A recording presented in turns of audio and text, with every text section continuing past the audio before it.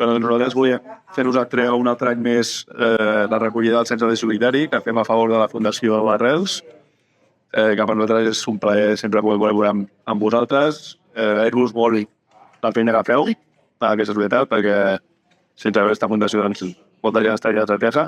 Moltíssimes gràcies, perquè no és només els diners, sinó el vostre interès en el projecte. Per aquí, per aquesta porta, les persones que hi entren són persones que han trencat el vincle amb la societat, amb el treball, amb la família, amb la salut, amb tot.